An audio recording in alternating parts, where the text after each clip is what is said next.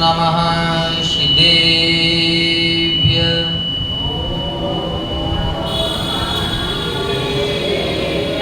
ॐ नमः श्रीदेव्य। ॐ नमः श्रीदेव्य। नमः श्रीवर्धमानाय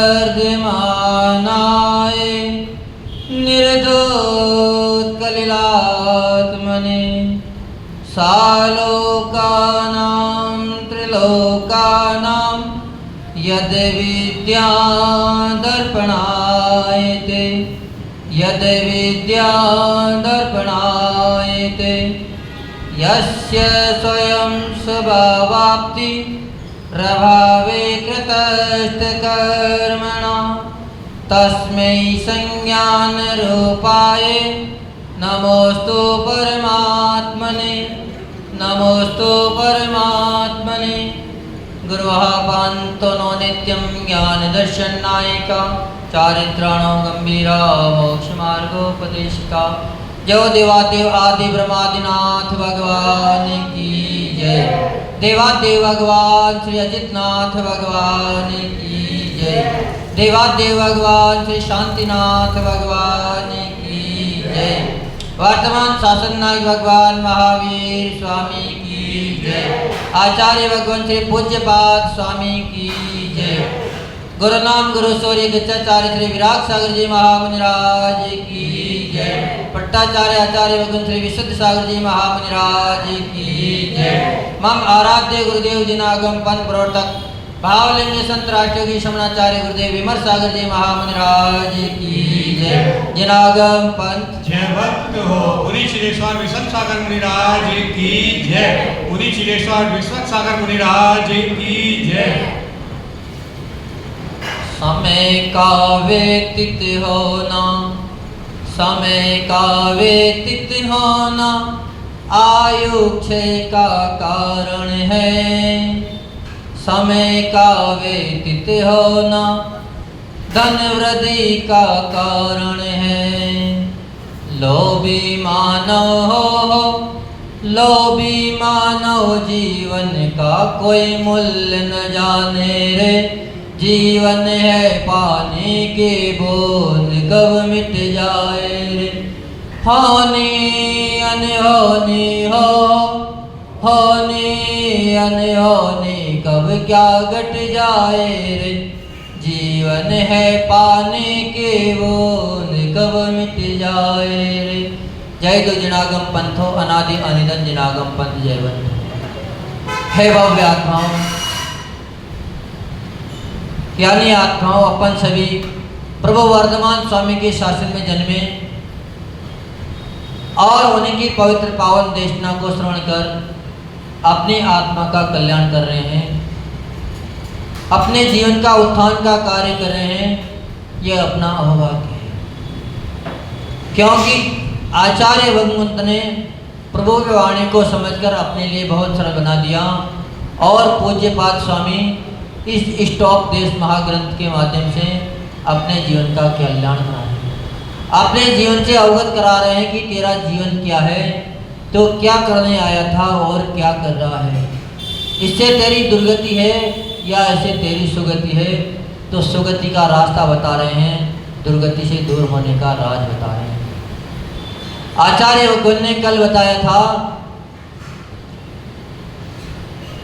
कि विपत्ति में फंसा हुआ व्यक्ति भी दूसरे की विपत्ति को तो देख रहा है लेकिन अपनी विपत्ति को नहीं जान पा रहा है। दूसरे के बारे में सोच रहा है लेकिन अपने बारे में नहीं सोच रहा है।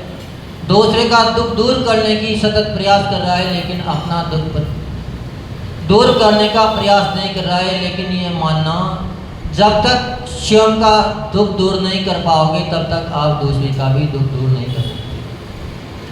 वही व्यक्ति दूसरे के मलहम लगा सकता है जो खुद स्वस्थ होगा। अगर खुद ही बीमार है, खुद ही अस्वस्थ है, तो क्या दूसरे की सेवा कर सकता है? दूसरे की व्यावृत्ति कर सकता है। ये बहुत ही समझदार की और मार्मिक बात आचार्य भगवंत ने बताया कि पहले अपना कल्याण करो, फिर दूसरे का कल्याण करो। स्वपर कल्याण की भावना होनी चाहिए, मात्र पर कल्याण से आपका कुछ भी भला होने वाला नहीं है। तो आचार्य भगवंत ने कल यही समझाया था, कल निश्चित ही बेटा तू दूसरे की विपत्ति देखकर अपने आप को संभाल ले, ताकि तेरी दुर्गति ना हो। तो दुर्गति से बच जाए, और नहीं संभलेगा तो फिर निश्चित ही तुझे दुर्गति का तो सामना करना ही पड़ेगा। ये तेरे ऊपर है, मैंने तुझे रास्ता बता दिया, करना न करना तेरा काम है। क्योंकि सारा शास्त्र आचार्य भगवंत लिख देते हैं, लास्ट में कहते हैं तम रुचे तम गुज्जा, जो तुझे रुचे वो तू करना, मेरा काम था बताना। मैं चाहूँ तुझे करा दूँ तो मैं करा नहीं सकता, मैंने रास्ता बता दिया, चलना तेरा काम है। चलेगा तो निश्चित ही मंजिल मिलेगी, नहीं चलेगा तो मंजिल पर नहीं पहुँच पाएगा। उसी कारिकाओं में आज एक अत्यंत ही मार्मिक कार्य आचार्य भगवंत बता रहे हैं कि इस संसार में बहुत बड़ी विडंबना है। व्यक्ति प्रतिक्षण कहता है, हर साल कहता है कि महाराज जी हम इतने बड़े हो गए, हमारी इतनी उम्र हो गई, जबकि हो क्या रहा है। आपकी उम्र जितनी आप आयु लेके आए थे वो आयु आपकी घट रही है, बढ़ नहीं रही है। जितना आपका समय था उसमें से आपकी 50 साल 30 साल पूरी हो गई, कम हो गई। लेकिन इस संसार की सारी वृत्ति उल्टी है। जहाँ सुख है उसको दुख मान रहे हैं, जो दुख है उसको सुख मान रहे हैं। सोच रहा है कि मैं इतना बड़ा हो गया, लेकिन बड़ा नहीं हुआ, छोटा हो गया। तो आचार्य भगवान आज की गाथा में इसी का ही अपने को ज्ञान करा रहा है कि बेटा तू अपने आप को बड़ा मत मान, तू मूर्खता मत कर, अब भी समझ जा, अभी तेरा संभलने का समय है। अभी अगर संभल गया तो निश्चित ही तू दुर्गति से बच जाएगा। गाथा लिखी आचार्य भगवंत ने, आयुर्वृद्धि क्षेत्रकर्ष हेतुषम कालम निर्गमम वांछताम धननामिष्ट जीवितात् सुतरा धनम। आचार्य भगवंत कह रहे हैं कि समय का व्यतीत होना आयु के क्षय और धन वृद्धि का कारण है।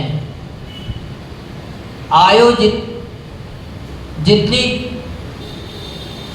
समय जितना व्यतीत होगा उतनी ही आपकी आयु कम होती जाएगी, और जितना समय निकलता जाएगा उतना ही अगर आपने बैंक में धन रख दिया, किसी को दे दिया, तो उतना ही उसका ब्याज भी बढ़ता ही चला जाएगा। पर आचार्य भगवान यहाँ अगले पद में बता रहे हैं कि जो जिसको इष्ट होता है वो उसका मूल्य आंकता है। यानी कि जीव इतना मूढ़ है जिससे उस धन को भोगेगा, उस धन को तो बहुमूल्य समझ रहा है, उसकी तो चिंता कर रहा है कि जल्दी से जल्दी समय निकल जाए ताकि हमारा रखा हुआ धन डबल हो जाए। लेकिन उस मर्द को ये पता नहीं है कि इधर धन तो डबल हो जाएगा, लेकिन मेरी आयु ही समाप्त हो जाएगी, तो उसका भोग कौन करेगा। तो आचार्य भगवंत यहाँ यही बात बता रहे हैं, क्योंकि आचार्य बड़े ही कृपालु हुआ करते हैं। महात्मा पुरुष बड़े कृपालु हुआ करते हैं। तो उन्होंने इष्टोपदेश की प्रत्येक कारिका में मानव जगत के लिए अक्षय अनुपम अमृत रस भर रखा है। एक भी गाथा ऐसी नहीं है जो आपके जीवन से ना जुड़ी हो। अपने जीवन का सारा आकलन करके, अनुभव करके उन्होंने ये सारी गाथा लिखी है, क्योंकि वह भी तो कभी न कभी तो इस धारा से वह भी जुड़े हैं। उन्होंने भी संसार देखा है, तो जो उन्होंने अनुभव किया है उसमें से बता रहे हैं कि बेटा तो इसमें मत उलझ, इसमें उलझ जाएगा तो निश्चित ही तेरी दुर्गति हो जाएगी। मैं तुझे अमृत दे रहा हूँ, तो अपनी कर्णांजलि से जो भी अमृत में आपको परोस रहा हूँ उसका रसास्वादन करना, उसका पान करना। अगर उसका तुमने पान कर लिया तो निश्चित ही भव वरुण रूपी तेरी तृष्णा शांत हो जाएगी। पर अगर तुम मिष्ट जल को छोड़कर कुएं के पानी को छोड़कर अगर तू समुद्र का खारा पानी पिएगा तो कभी भी तेरी प्यास नहीं बुझ सकती। खारा पानी हमेशा प्यास बढ़ाता है लेकिन प्यास बुझाता नहीं। लेकिन आज के जीवन में सारा यही चल रहा है। बाजार में कोको कोला पेस्ट भी मिलती है, लिम्का मिल रही है, लोग सोचते हैं कि उससे हमारी प्यास बुझ जाएगी, लेकिन पता नहीं कि ये मीठा जहर है, ये प्यास नहीं बुझाएगी, हमारे जीवन को ही समाप्त कर देगी। जितने सस्ते में वो दे रहे हैं उतने सस्ते में तो उसको मिल भी नहीं रही है, फिर वो आपको इतना मिष्ट पदार्थ कैसे दे देंगे। तो आपको वह साक्षात जहर दे रहे हैं, फिर भी आप उसको बड़े चाव से पी रहे हैं। उसमें गैस और भर देते हैं ताकि आपके कंठों में जलन सी लगे, क्योंकि व्यक्ति को तीखा पसंद है। जब तक दो गाली नहीं सुन लेता है व्यक्ति, तब तक उसको चैन नहीं पड़ती है। किसी की निंदा बुराई नहीं कर दे तब तक उसको आनंद ही नहीं आता इस संसार में। पर आचार्य भगवान कह रहे हैं कि बेटा ये कार्य छोड़ दे। अपने अगर तुझे पान ही करना है तो निश्चित ही अपने कर्णांजलि बना और उसमें मैं जो अमृत रस तुझे दे रहा हूँ, अपने इष्ट का तुझे ज्ञान करा रहा हूँ, उसका पान कर ले, निश्चित ही तेरा कल्याण हो जाएगा। फिर तुझे दुर्गति का सामना नहीं करना पड़ेगा। पर व्यक्ति समझने वाला नहीं। इसीलिए फिर लास्ट में आचार्य भगवान कह देते हैं कि तम रुचा तम कुजा, तेरी इच्छा हो, जो कर तुझे जो रुचे वो कर, मैंने तुझे रास्ता दिखा दिया। क्योंकि संसार में आत्म कल्याण का विचार आना महापुण्य का फल है। कोई पुण्यशाली जीव होगा, भव्य जीव होगा, निकट भव्य होगा, वही अपने आत्म कल्याण का विचार कर सकता है। नहीं तो दिवाली दशहरा होली का विचार तो प्रतिदिन कर रहे हैं। बहुत निकट में रक्षाबंधन आ रहा है, रक्षाबंधन की तैयारी अभी से ही करना शुरू हो गई। 8 दिन बाद रक्षाबंधन आएगी, उसमें क्या क्या करना है, क्या मिठाई बनानी है, कैसी राखी बांधनी है, किसके यहाँ जाना है, कौन कितना पैसा देता है, अभी से विचार हो गया। कौन कैसा उपहार देगा, अभी से दिमाग में चिंतन आने लग गया। 3 भाई बहन हैं तो पहले उस भाई के यहाँ जाया जाएगा जो आपको अच्छी खासा उपहार देता होगा, लेकिन दूसरे को कोई नहीं पूछेगा। राखी में भी भेद नज़र आ जाता है। एक के लिए चांदी की ले जा रहे हैं तो एक के लिए फोम की ले जा रहे हैं, के लिए धागा भी नसीब नहीं करा रहे। क्यों? क्योंकि आप स्वार्थ से जुड़े हो, स्वार्थ के लिए त्यौहार मना रहे हो। लेकिन आचार्य भगवान कह रहे हैं कि ये त्यौहार कभी कभी आने वाले हैं। कोई त्यौहार 2 दिन में आता होगा तो कोई त्यौहार 1 महीने में आता होगा, कोई त्यौहार 1 साल में 1 बार आता होगा, लेकिन प्रतिवर्ष नहीं आते हैं। पर अगर जिनके जीवन में प्रतिदिन त्यौहार हो जाए तो ही उसका जीवन सार्थक है। और प्रतिदिन त्यौहार उसी का जीवन बनता है जो अपने जीवन को महोत्सव में बदल देता है। आप लोगों के लिए कभी कभार त्यौहार आते होंगे, लेकिन हम जहाँ भी जाते हैं वहीं त्यौहार बन जाता है। हर दिन त्यौहार सा माहौल नज़र आता है। क्यों? क्योंकि हमने स्वार्थ की दुनिया छोड़कर हम आगे बढ़ गए। स्वार्थ अभी छूटा नहीं है। आप सोचते होंगे कि महाराज जी आपका स्वार्थ छूट गया, आप झूठ बोल रहे हो, आप तो प्रतिदिन स्वार्थ करते हो। स्वार्थ अभी छूटा नहीं है, लेकिन एक न एक दिन छूट जाएगा, क्योंकि मैं उस मंजिल पर चल पड़ा। और जो मंजिल पे बढ़ जाता है निश्चित ही उसको मंजिल मिलेगी ही मिलेगी। लेकिन एक के जीवन में नहीं, सबके जीवन में ये त्यौहार आ जाते हैं। आप सोचो कि मेरे ही जीवन में राखी आएगी, मेरे ही लिए होली आएगी, तो ऐसा नहीं है। होली दिवाली तो सभी के जीवन में आएगी, पर शाश्वत पर्व का आनंद हर कोई नहीं ले सकता। हर किसी के जीवन में शाश्वत पर्व नहीं आ सकते।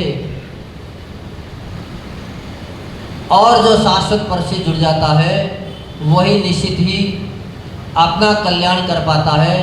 इसलिए आचार्य भगवंत ने कह दिया कि अगर तुम्हें होली त्यौहार ही मनाना है तो शाश्वत पर्वों की मनाओ। तीर्थंकर भगवंतों ने जो पर्व मनाए हैं उनको मनाओ, निश्चित तुम्हारा भी जीवन सार्थक हो जाएगा। लेकिन तुम मनाओ तो सही। पर यहाँ सभी लोग मात्र त्योहार के नाम पर मनोरंजन में लगे हैं, त्योहार के नाम पर मात्र दुर्गति में लगे हैं। इसलिए आचार्य भगवंत ने इस गाथा में कह दिया कि समय का निकलना, उम्र का ढलना धन वृद्धि में कारण है।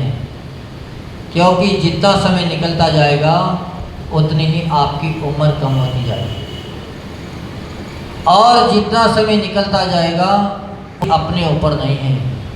जबकि धन से भी ज़्यादा मूल्यवान ये जीवन है। इस जीवन का कोई मूल्य नहीं है, अमूल्य है, पर उसकी कदर नहीं आ रही है।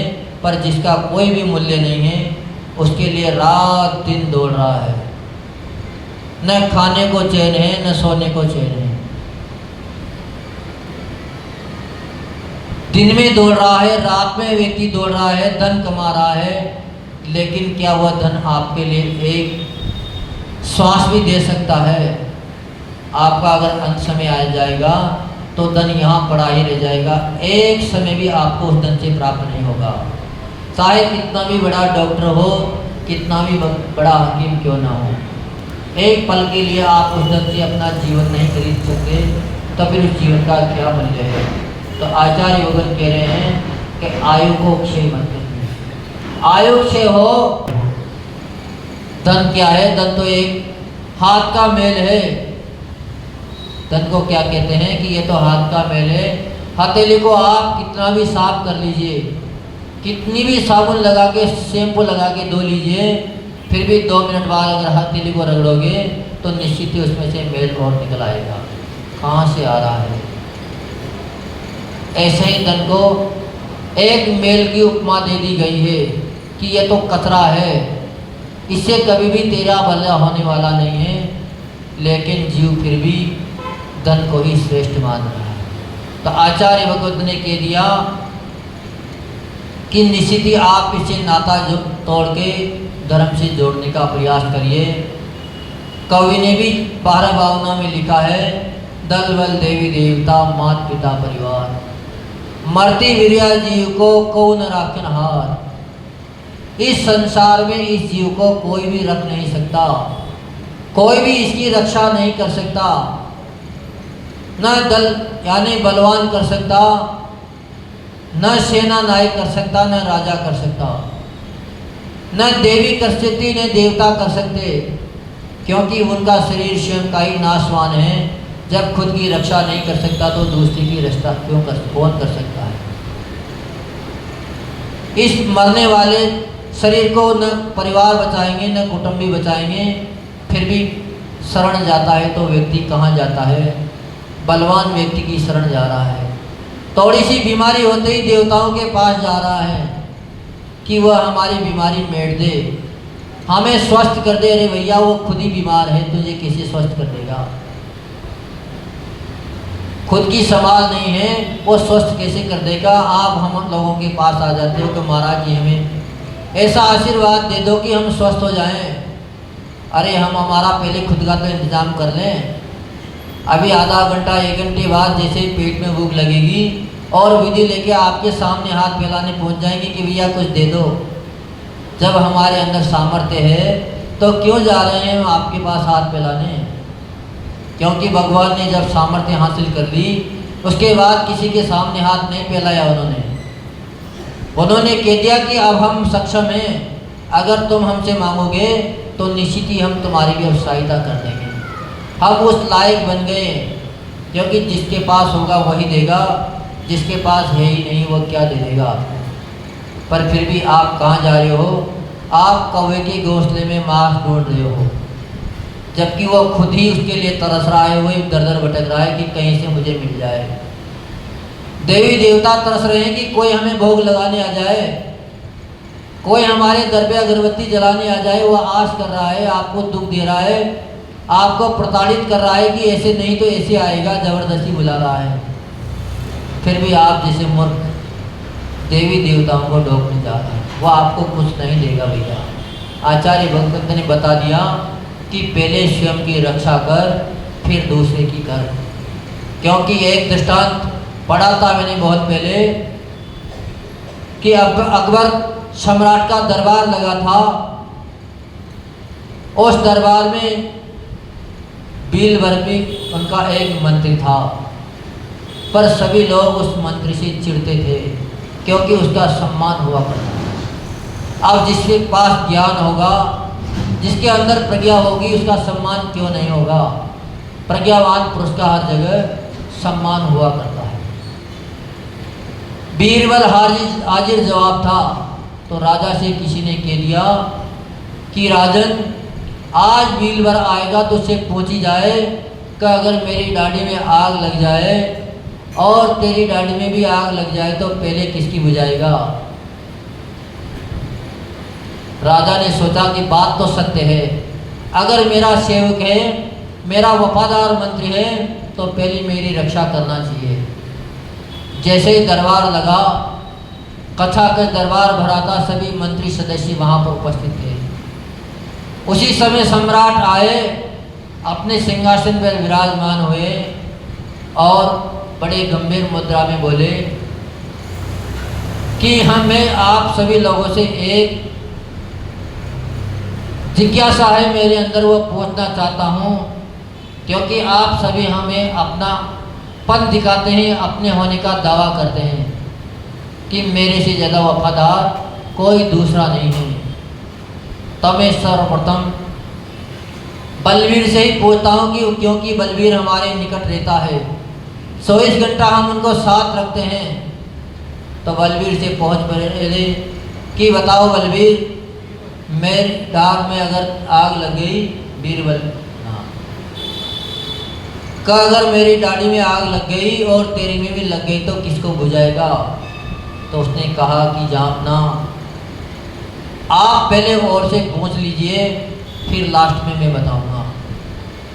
मैं अभी सोच रहा हूँ कि करना क्या चाहिए मुझे, क्या मेरी बुझाना चाहिए कि आपकी बुझाना चाहिए? मुझे थोड़ा सोचने का समय दीजिए, इतनी देर आप दूसरों से पूछ लीजिए। सम्राट ने सबसे पूछा, सभी ने कहा कि हम तो आपकी पहले बुझाएंगे, क्योंकि आप हो तो हम हैं, आप ही नहीं रहोगे तो हमारा क्या होगा? क्योंकि बीरबल पहले ही जानता था ये बात। इसे जब बीरबल का नंबर आया तो उसने कहा कि माफ़ करना, खाता तो मैं आपका हूँ, क्योंकि आपका नमक खाया है, आपसे नमक हरामी तो मैं नहीं कर सकता। आप मेरे जीवन दाता हो, अन्नदाता हो, लेकिन आपने कुछ सवाल ही ऐसा पूछ लिया मेरे से, तो मुझे मजबूर हो जाना पड़ा है। मेरे सामने मजबूरी है, अब मैं ये तो कैसे बता सकता हूँ? जो मेरे दिल में हो वही तो मुझे बताना पड़ेगा।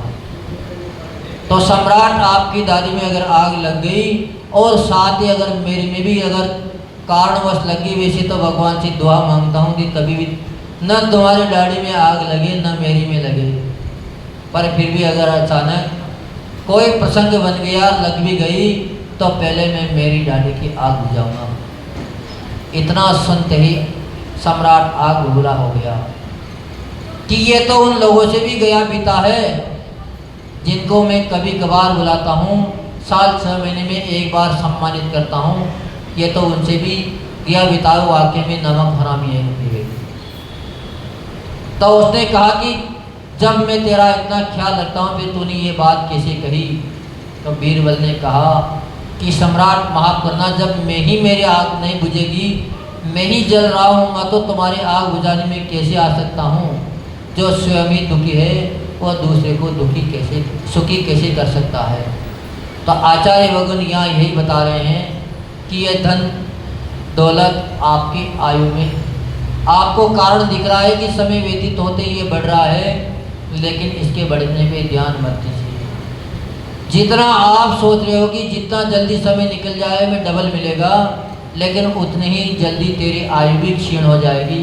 अब तेरी आयु ही चला जाएगी तो फिर इस दिन का कौन भोग करेगा?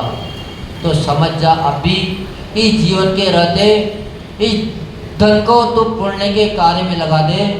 अगर धन की तेरी को चाहत है तो धर्म कार्य में इसको लगा दे। परोपकार की सेवा में इसको लगा दे, निश्चित ही ये तेरा रिजर्व बैंक बन जाएगा। फिर तू जहाँ भी जाएगा तेरे को कोई कमी नहीं आएगी। पर व्यक्ति जीते जी नहीं छोड़ना चाहता। व्यक्ति के लिए बड़ी परेशानी है। वो एक पीढ़ी का नहीं, 7 पीढ़ी का नहीं, हजारों पीढ़ियों का प्रबंध करना चाहता है। पेट भर जाए उसमें सब्र नहीं है, पेटी भरने में लगा है। और जब तक पेटी भरने में व्यक्ति लगा रहेगा कभी भी सुख शांति का अनुभव नहीं कर सकता। क्योंकि संसार में पेटी किसी की भरी नहीं है आज दिन तक। पेट हो सकता है एक बार भर जाए, वैसे तो पेट भी कभी भी किसी का नहीं भरता है। अगर घर से व्यक्ति भोजन करके बाहर निकला है और आपने भोजन कर लिया तो वही कहेगा कि खाली। वो कभी भी ये नहीं कहेगा कि मेरा पेट भरा है, क्योंकि पेट हर क्षण ही खाली ही रहता है। कितना भी खा के घर से चला गया, लेकिन अगर बाहर निकलते ही रेस्टोरेंट से खुशबू आ गई कचौरी की तो निश्चित ही मन कर जाएगा कि एक पीस तो ले ही ले। बड़े दिनों में इतनी स्वादिष्ट बनी है, जब भी निकलता था तब ठंडी बासी रखी रहती थी। पर आज न मालूम मैं लेट हो गया या इसने जल्दी कार्य कर दिया कि मैं जैसे ही निकला और कचौरी बन रही है तो एक तो खाई नहीं। क्योंकि पेट कभी भी व्यक्ति का भरता ही नहीं है। जब पेट ही नहीं भरता है तो फिर आपकी पेटी कैसे भर सकती है। पर अपन सभी मूर्खता में फंसे हैं। हर दिन पेटी भरने के फिराक में लगे हैं। पर आचार्य भगवान इससे बहुत दूर होने की बात कह रहे हैं कि निश्चित ही आपकी पेटी कभी नहीं भरेगी। आप जिस अमूल्य देह को, अमूल्य शरीर को बर्बाद कर रहे हो, अमूल्य सांस को इन तुच्छ कार्य में लगा रहे हो, वहाँ से आप इसको हटा दीजिए। उससे आपको कुछ भी मिलना वाला नहीं है। इसको निश्चित ही धर्म से आप जोड़ दीजिए, आपका हर दिन त्यौहार बन जाएगा। आप जहाँ भी जाओगे वहाँ आपको त्यौहार सा माहौल मिलेगा। लेकिन अगर धन की चाहत में आपने इस जीवन को खो दिया तो मात्र दुर्गति मिलेगी। इसके अलावा आपको वहाँ कुछ नहीं मिलेगा। पिटना पड़ेगा आपको, क्योंकि धन की आसक्ति आपको नरक ले जाएगी। बहु आहारम परिग्रह नारकस्य, बहु आहारम नरक गति का कारण आचार्य भगवान उमा स्वामी महाराज ने बताया है। तो लेकिन फिर भी व्यक्ति पूरे दिन मात्र आराम से लगा है, सोचता है कि कोई बात नहीं, एक इंसान दूसरे इंसान की सेवा नहीं कर सकता तो मैं सुर से जुड़ जाऊँ, असुर से जुड़ जाऊँ, खगादिक से जुड़ जाऊँ। लेकिन आचार्य भगवान कह रहे हैं कि मृग जो हरिकाल दलेते, जब अगर शेर के पंजे में मरग आ गया, उसने अपने डाढ़ में दबा लिया तो फिर उसको कोई बचाने वाला नहीं है, उसको तो मरना ही पड़ेगा। ऐसे ही तेरे काल का जब कराल आ जाएगा, तेरी आयु का समय जब बीत जाएगा तो निश्चित ही तेरे भी काल का ग्रास बनना पड़ेगा। मृत्यु से तुम्हें कोई नहीं बचाएगा। न तुझे सुर बचाएंगे, न तुझे असुर बचाएंगे, न नागेंद्र बचाएंगे, न सुरेंद्र बचाएंगे, न ही आपको खगेंद्र बचाएंगे, क्योंकि ये सब खुद भी मृत्यु के साथ ही एक दिन इनको भी जाना ही पड़ेगा। जब इनको भी जाना पड़ेगा तो फिर तेरी रक्षा कैसे कर सकता है। पर व्यक्ति अपने आप को बहुत ही बलवान समझता है, अपने आप को होशियार समझता है कि निश्चित ही मैं इससे बच जाऊंगा, लेकिन बच नहीं सकता। इसलिए आचार्य भगवंत ने कह दिया कि निश्चित ही आप इस धन की लालसा छोड़ दीजिए, आप 7 पीढ़ी का प्रबंध करना छोड़ दीजिए, आप मात्र अपना प्रबंध करिए। दूसरा जीव जो भी आएगा वो निश्चित ही अपना पुण्य लेके आएगा। उसका पुण्य है तो निश्चित ही उसकी व्यवस्था बन जाएगी। लेकिन तेरी व्यवस्था बनाने से उसकी कभी भी व्यवस्था नहीं बन सकती। लेकिन फिर भी व्यक्ति नहीं समझता, उसके ऊपर फिर भी लालसा ही लगी है कि नहीं मुझे तो पूरे संसार की चिंता लगी है, लेकिन संसार की चिंता तो भगवान ने नहीं करी, तू क्यों कर रहा है। उसने ही छोड़ दी। आदिनाथ भगवान ने मरीचि की चिंता नहीं करी, जबकि उनको तो पता लग गया था। वो तो केवल ज्ञानी थे कि इसकी दुर्गति होने वाली है, पर मात्र रास्ता बता दिया। लेकिन जैसे उसको बताया और अहंकार में आ गया तो उसकी सहायता नहीं करी। जब बेटा अब तू जा रहा है तो जा, जो तू करेगा सो भरेगा, मेरे करने से तेरा भला नहीं होगा। पर अपन सभी लोग बड़ी मूर्खता में फंसे हैं। दूसरे की भला करने में सोच रहे हैं, दूसरे का भला हो जाए, दूसरे का भला हो जाए, वही फांसी का फंदा बन जाता है। तब जाकर फिर उसको समझ में आ रहा है कि जिस कुटुंब परिवार के लिए मैं रात दिन तड़प रहा था, रात दिन मेहनत कर रहा था, लेकिन अब 10 बार मांगने पर भी मुझे एक बूंद पानी नहीं दिया जा रहा है। तब फिर उस व्यक्ति को समझ में आता है। पर कई लोग तो ऐसे हैं कि उस दशा में भी नहीं समझ पा रहे। वहाँ भी यही सोचते हैं कि नहीं, अब भी एक बार तो मैं देख तो लूँ कम से कम उनको।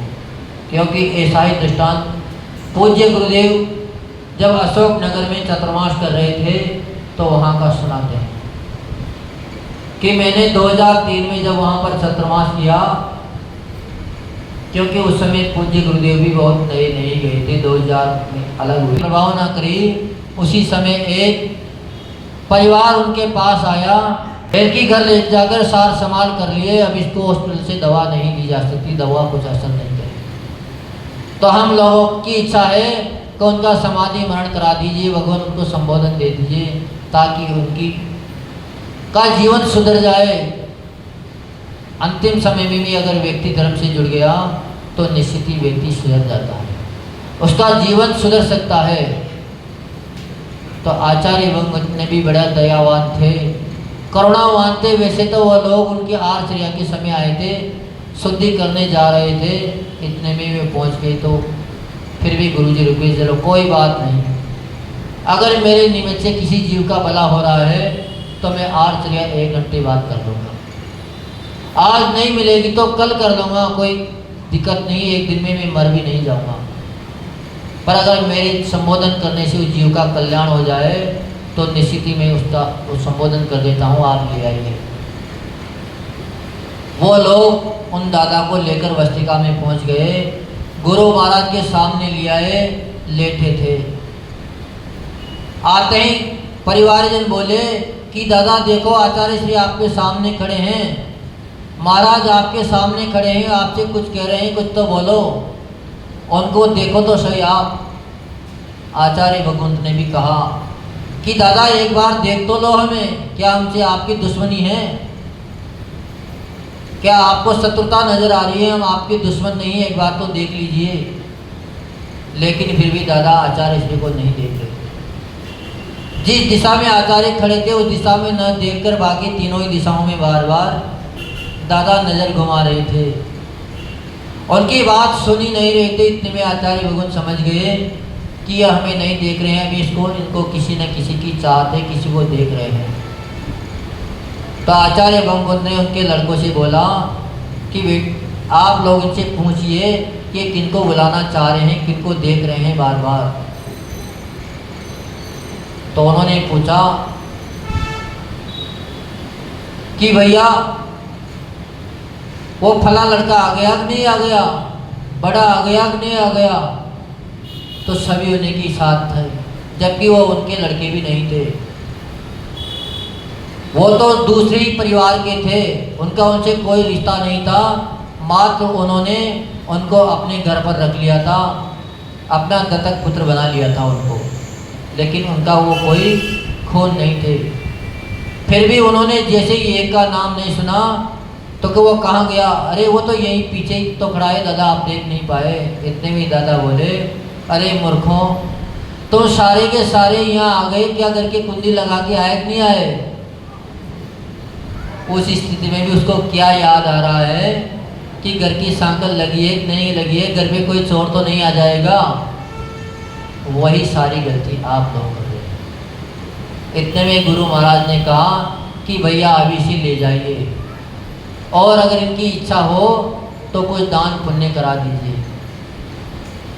तो सभी लोगों ने कहा कि दादा समय ज़्यादा नहीं है, कुछ दान करने की इच्छा हो तो कर दीजिए। तो दादा बोले कि अभी तो हमें बरसों जीना है, तुम क्या हमें इतनी जल्दी मारना चाह रहे हो? हाँ, कि जीव मरना नहीं चाहता है, जीव समझना नहीं चाहता है। अंत में पूज्य गुरुदेव अपने आहारचर्या को निकल गए। वो लोग भी उस जीव को लेकर अपने घर की तरफ जैसे ही बढ़े, घर के अंदर भी प्रवेश नहीं हो पाए, इसके पहले उसकी जीवन लीला समाप्त हो गई। पर फिर भी जीव कहाँ उलझा है, उसको अंत समय में भी मात्र धन की लालसा लगी है। तो वह जीव समय का व्यतीत होना बड़ा अच्छा मानते हैं कि जितना जल्दी समय व्यतीत हो जाएगा उतना ही मेरा धन डबल हो जाएगा।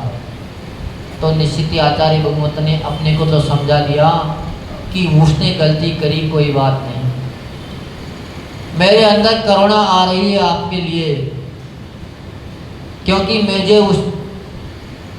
उसका राज मिल गया, उसका उपाय मुझे नज़र आ गया। तो वो कह रहे हैं कि बेटा इस धन की लालसा छोड़ दे। जो धन तुझे आज प्रिय लग रहा है वो धन ही तेरी दुर्गति का कारण बनेगा। जो बेटा आज तुझे प्रिय लग रहा है, जिसको तू सिर पर बिठाकर घूम रहा है, कल को सबसे पहले यही तेरे अर्थी को आग लगाएगा, कोई दूसरा नहीं आएगा। सबसे पहले यही कहेगा कि आग लगाने वाला कौन है, क्योंकि ऐसी ही रीति इस संसार में बना दी गई है। मुखाग्नि कौन देगा? अपना बेटा देगा, क्योंकि घर का बेदी ही लंका को डाका है। दूसरा कभी भी कष्ट नहीं दे सकता आपको। दूसरे से आप सतत सावधान रहते हो, शत्रु से आप सतत सावधान रहते हो, पड़ोसी से आप सावधान रहते हो कि अगर डील दे दी तो निश्चित ये हमारा धन छीन के ले जाएगा। लेकिन अपनों के लिए आप बेफिक्र रहते हो। लेकिन निश्चित मानना, घर का बेदी ही लंका डाका है। रावण को अगर मारने में कोई कारगर था, कोई सबसे बड़ा व्यक्ति था तो उसका भाई था। विवेक्षण ने ही रावण के मृत्यु का राज बताया था, नहीं तो वह भी नहीं समझ पा रहे थे। रावण ने बहुरूपिणी विद्या सिद्ध कर ली थी। एक सिर काटते थे तो 10 और दूसरे जुड़ जाते थे। एक भुजा काटते थे तो 1000 भुजा उनके शरीर पर आ जाती थी, तो उसको मार नहीं पा रहे थे। जब हताश हो गए तो विष्णुवीक्षण से ही राम ने उसका राज पूछा था। तब विभीषण ने कहा था कि इसको अगर मारना ही है तो निश्चित इसकी नाभि में तीर लगा दीजिए, क्योंकि वहाँ पर इसका अमृत कुंड है। जब तक वो नहीं सूखेगा तब तक इसकी मृत्यु नहीं हो सकती। राज मिलते ही लक्ष्मण ने तीर मार दिया और रावण धराशायी हो गया।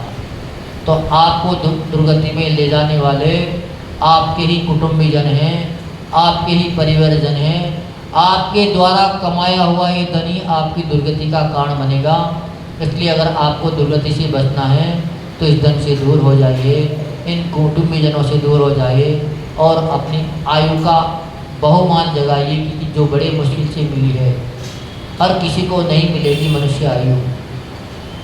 तरस रहे हैं देव लोग, फिर भी नहीं मिल रही है, आपको पुण्य योग से मिल गई। तो इसका बहुमान जगाइए, इसका मूल्य समझिए और इसको सार्थक कर लीजिए। आपका हर दिन त्यौहार बन जाएगा। आपके जीवन में हर दिन दिवाली आ जाएगी, फिर आपको एक दिन दिवाली नहीं मनानी पड़ेगी। आपका जीवन ही महोत्सव बन जाएगा। आपके जीवन से दूसरा भी कल्याण कर लेगा। लेकिन अगर आप उसमें कल्याण के मार्ग पर नहीं बढ़े और इस धन दौलत के मार्ग में आप चलते रहे तो निश्चित ही आपका ये जीवन भी बेकार जाएगा और जो व्यक्ति आपसे जुड़ा है वह व्यक्ति भी दुर्गति का पात्र बनेगा। आगामी जीवन भी आपका नष्ट होगा, बहु आपको दुख सहना पड़ेगा। तो निश्चित ही आचार्य भगवत ने अपने लिए बता दिया कि आयु से का कारण समय ही है, धन से बढ़ने का कार्य भी समय है, पर दोनों में फर्क जानिए और अपने कल्याण का उपाय ढूंढिए, अपने कल्याण करिए। निश्चित ही सभी लोग गाथा का मार्ग समझेंगे और अपने जीवन का कल्याण करने का प्रयास करेंगे। फिर जैसा आपको रुचि वैसा करिए। हमने जो इसमें लिखा था वो आपको सुना दिया, हमारी तरफ से आपको हमने कुछ भी नहीं सुनाया। जय हो परम पूज्य भाव लिंगी संत राष्ट्रीय की श्रवणाचार्य गुरुदेव विमर्श सागर जी महामुनिराज की जय। मुनि श्रेष्ठ विषम सागर मुनिराज की जय। मुनि श्रेष्ठ विश्वत सागर मुनिराज की जय। सबसे पहले हमें अपने को जानना है और